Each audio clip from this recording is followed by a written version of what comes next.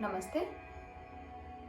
मुद्रा अभ्यास के अगले क्रम में आज हम सभी अभ्यास करेंगे काकी मुद्रा का।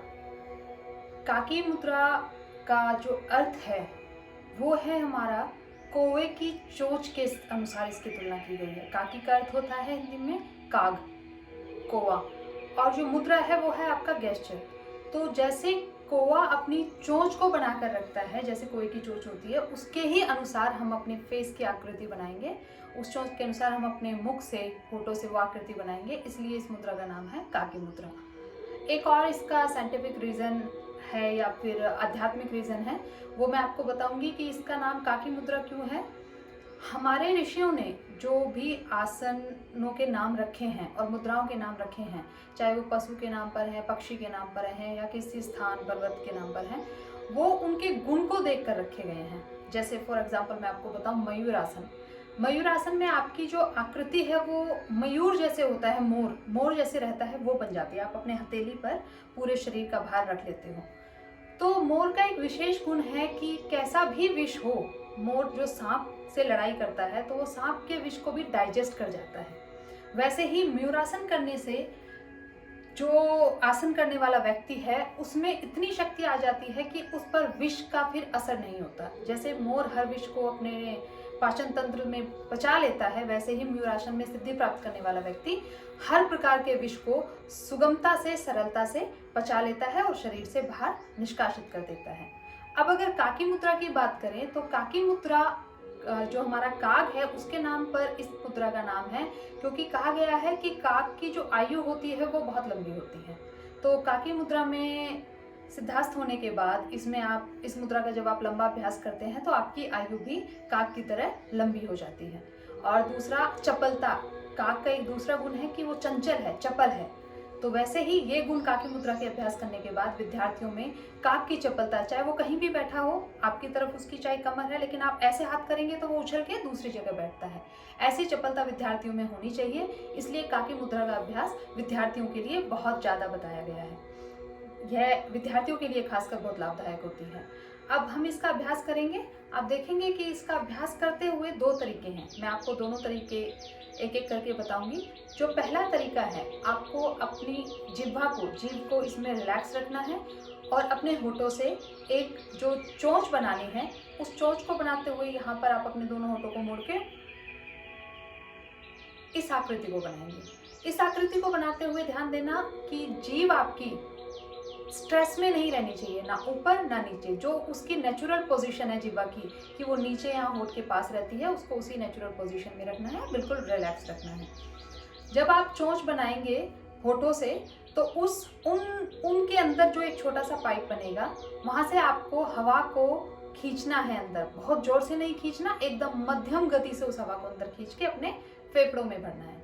और फेफड़ों में भरने के पश्चात आप चाहें तो फिर यहाँ पूर्ण वायु जब आपकी भर गई तो होठों को धीरे से बंद करेंगे, और चाहे तो जालंधर बंद लगाकर कुंभक कर सकते हैं।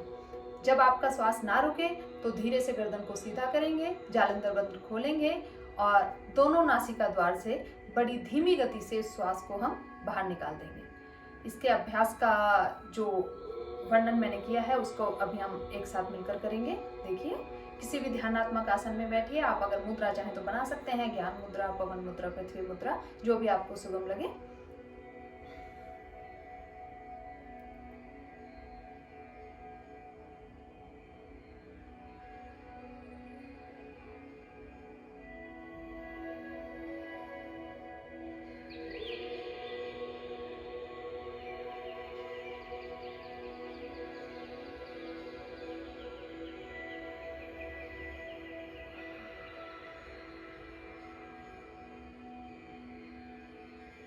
ये हमने इसके प्रथम स्वरूप के अनुसार, अभ्यास का जो प्रथम स्वरूप है उसके अनुसार अभ्यास किया।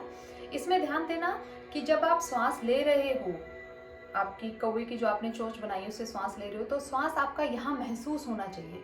वो ऐसे नहीं लेना है, खींचना नहीं है, उसको धीरे धीरे बहुत मध्यम गति से ऐसे आपको महसूस होगा हवा आपके यहाँ से गुजरती हुई आपके फेफड़ों में जा रही है और उसके बाद आपका पेट फूलता है। और जब आप श्वास को बाहर निकालोगे तो वो भी ऐसे नहीं निकलना है, इतने वेग से नहीं, बहुत आराम से, और बाहर निकालते हुए भी श्वास का अनुभव आपको यहाँ गले में होना चाहिए कि एक गर्म सांस आप बाहर छोड़ रहे हो और ठंडी श्वास है जो आप अंदर ले रहे हो।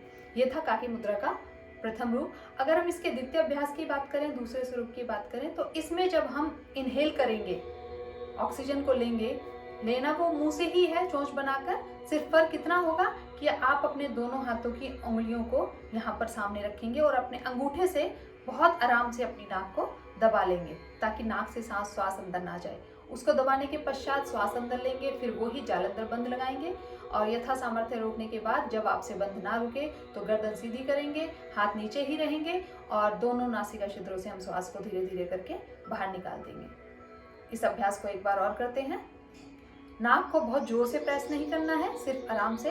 देखिए, आंखें इस अभ्यास में खुली रहेंगी। ध्यान देना कि काकी मुद्रा का अभ्यास करते हुए चाहे कोई से भी रूप में करें आप, आंखें खुली रहेंगी, लेकिन जब आप बंद लगाते हो जालंधर बंद, उस समय आप अपनी आंखों को बंद करके आपका जो विशुद्धि चक्र है यहाँ गले के ऊपर, यहाँ एक विशुद्धि चक्र होता है, वहां आप अपना ध्यान लगा सकते हैं। देखिए,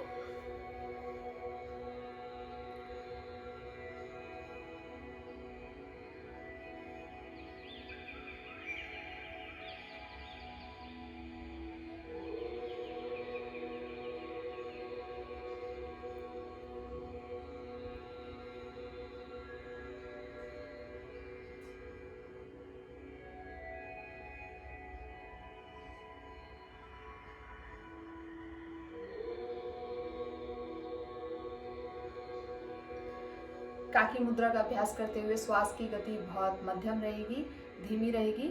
आध्यात्मिक लाभ की बात करें तो इस मुद्रा से आपका विशुद्धि चक्र जागृत होता है। और अगर हम फिजिकली बेनिफिट की बात करें, फिजियोलॉजिकल जो आपका बेनिफिट होगा वो है आपका थायराइड ग्लैंड और पैराथायराइड ग्लैंड जो आपके गले में है, जिससे थायराइड ग्लैंड्स का आपका अगर बैलेंस बिगड़ जाए तो मोटापा आना शुरू हो जाता है या लीन बॉडी होनी शुरू हो जाती है, बहुत कम वजन शुरू होना हो जाता है। तो थायराइड ग्लैंड और पैराथायराइड ग्लैंड दोनों ही की ग्लैंड्स की कार्य क्षमता को ये मुद्रा का अभ्यास बढ़ाता है।